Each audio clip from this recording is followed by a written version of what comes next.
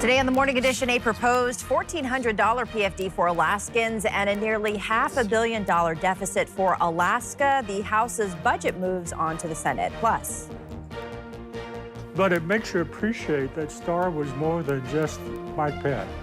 Star belonged to Anchorage.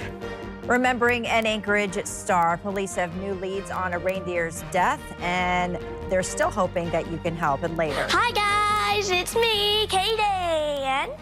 I am starting a channel. a YouTube channel, that is. Meet this week's Wish Kid, 10-year-old Kaden. And if you can't tell by now, he is full of personality, life, and lots of laughs. We'll have his story as our Million Mile Challenge continues as the Morning Edition starts now. Good morning, everyone, on this Thursday. One of my favorite days when we do the Million Mile Challenge campaign. We'll meet Kaden later on. Yeah, I was here when he actually came into the station, and he is full of personality, and like, no surprise to see he has a YouTube channel. I was like, is he coming for our jobs? Because he's got a lot of personality. So, but weather-wise, we mentioned winds yesterday is what folks were dealing with today. And we're still holding on to some of those breezy conditions across South Central. Now, peak winds, they did begin to die down through the night. We are still going to hold on to some of those gusty conditions across South Central. Along with it, we'll continue to see some of those rain showers. 39 currently here in Anchorage. You can see those winds. They have been gusting upwards of about 33 miles per hour through the night since about midnight. And we're still going to hold on to the potential for winds today of about 30 to 40 miles per hour. You can see across South Central, 30s and 40s, widespread rain out towards the coast, while we've got inland areas holding on to some of those passing showers, which will remain with us through the day. Yesterday afternoon into the evening was a bit of the soaker for inland areas of South Central. And we are going to see that chance for some of that light rain to continue to spread inland through the remainder of today. This activity will gradually taper off overnight into Friday. So another wet day expected across South Central. Of course, if you're a little on the coast, that's where you'll see that better opportunity for some of that rain. Western parts of South Central out towards the Kenai may stay a bit on the drier side compared to the rest of the region. But so far today, we've already seen 3/10 of an inch of rainfall out towards Seward, nearly 1.5 inches out towards Portage. Notice a lot lighter activity across western parts of the Kenai, as well as into the Anchorage Bowl and as well as the Valley. But we'll still see that potential for some of those passing rain showers remaining with us throughout the day. Still seeing areas out towards Whittier, Portage, where we could see up to 1 inch of additional rainfall accumulation. Notice from the Kenai through the Anchorage Bowl and to the Valley. We'll still see that potential for up to about 1/4 of an inch of rainfall with some slightly higher amounts. And again, those winds will stay with us. We'll see some quieter conditions in terms of those winds for a brief period of time this afternoon, and then we should see them pick right back up this evening for some areas. I'll have more on that in that 7-day forecast for you coming up.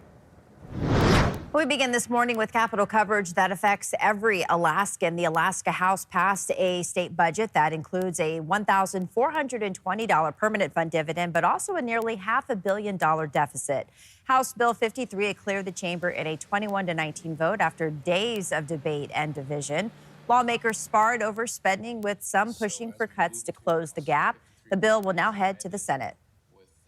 If you don't have measurable goals, it just turns into an argument. And that's what we've had for the last 2 months, going on 3 months. We just argue because we fight. And we need to get back to discussing and setting realistic goals for the administration to follow. We have a purpose. Our purpose is to get the budget first, fix the mistakes, make the big corrections, and pass on something that's a workable document. It's not to say, well, you know, somebody else take a look at this. We'll just put the fun things in. We'll put in things that we want and let the other body take them out. I mean, that's just not the responsible way to do that. The vote fell along caucus lines. One of the most controversial pieces of the bill, an unassigned $79 million cut, is still included as it moves forward. And covering education, the Fairbanks North Star Borough Assembly voted 7-2 to boost local school funding, adding $2 million more than last year to a district facing a $16 million deficit. That gap has already prompted plans to close 3 elementary schools and cut 150 staff members, including more than 50 teaching positions. The shortfall is based on an assumed $680 per student funding rate from the state, even though lawmakers have passed a $1,000 increase. Governor Dunleavy threatened to veto, leaving local leaders to urge the state to do more. The state constitution is pretty doggone clear that education is a responsibility of the state legislature, and the Moore decision upheld that. And that's where the responsibility lies. The problem with that is if we take that approach, whose back it's going on is our children and the future of this community.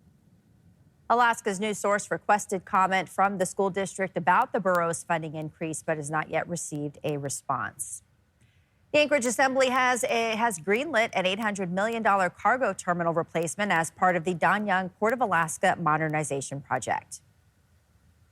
Never before has been voting on industrial infrastructure been emotional.